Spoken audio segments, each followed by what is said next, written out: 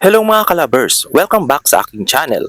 Kung bago ka dito, ako po si Marlon at ngayon ay tuturuan ko kayo kung paano magtanim at magpalago ng mustasa o green mustard mula sa paghahanda ng lupa, pagtatanim ng buto, pag-aalaga, pagdidilig hanggang sa pag-aani. Kaya tara na, simulan na natin!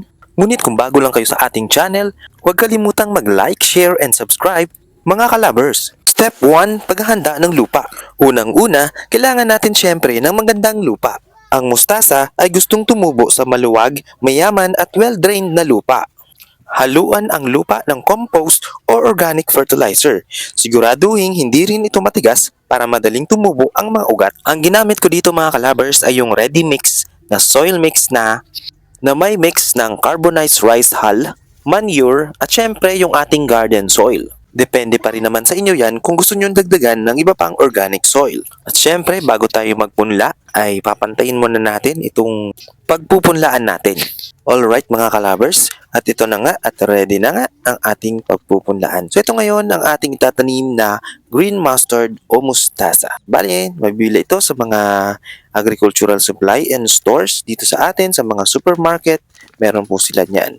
Ngayon, tignan muna natin ano nga ba ang itsura ng buto ng mustasa o mustard seed. Ngunit sa itsura ng kanyang buto ay hindi mo akalaing para lang itong buto ng pechay. So ngayon mga kalabers, ang ginawa na natin ay naghasik na tayo ng mga seeds dito direkta na sa ating lupang pagpupunlaan. Sa pagpupunla ay kanya-kanyang diskarte naman. Ang iba ay gumagawa ng mga linya at doon ilalagay yung mga buto. So at ang ginawa natin ay direktang saboy lang. Ito kasi ang pinakamadali para sa atin mga lods. Pagkatapos natin magsabog ng mga buto, so ito na mga susunod natin is tatabunan natin siya ng konting lupa para mas makapit po at mas mabilis mag-germinate itong mga seeds ng ating mustasa.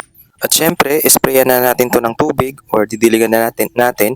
Tapos ay mag-aantay lang tayo ng ilang araw at tutubo na ang ating mga punla. At yun, at pagkatapos nga natin magsaboy ay after ng ilang araw ay ready na ang ating mga pinunla.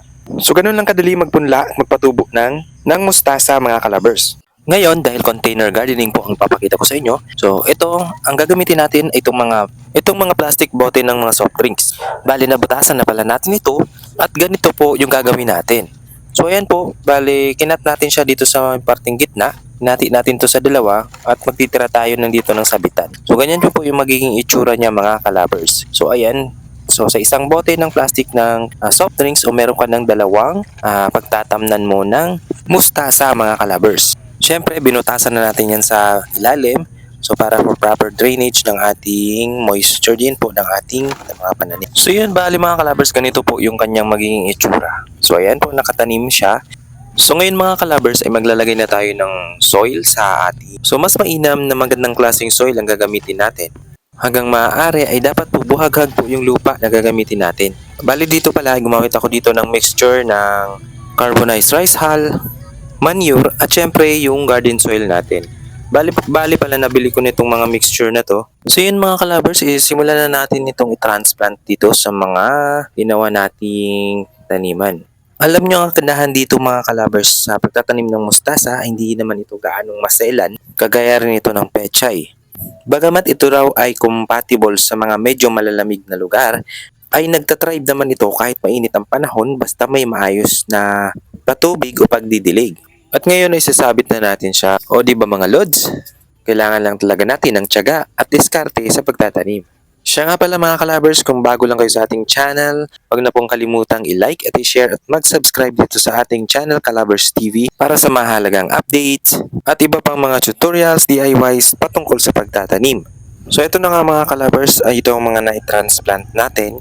Paisa-isa lang po ang pagtanim natin para makahinga po ng maluwag itong mga tanim natin mustasa.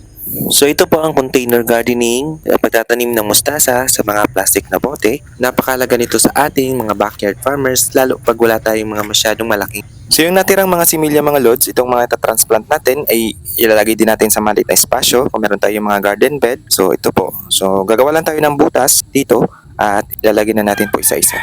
So ganun lang po kadali ang pagtatanim ng ating mustasa. Siyempre habang lumalaki ang ating mustasa ay kailangan din natin itong alagaan.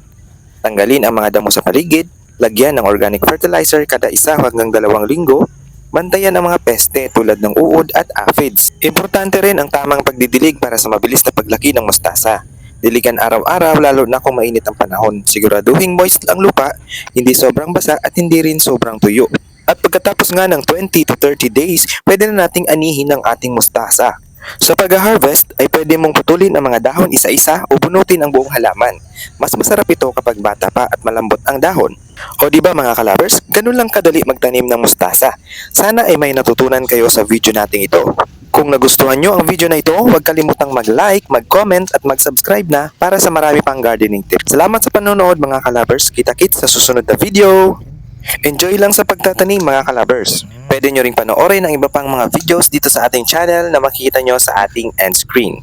Hanggang sa muli mga kalabers!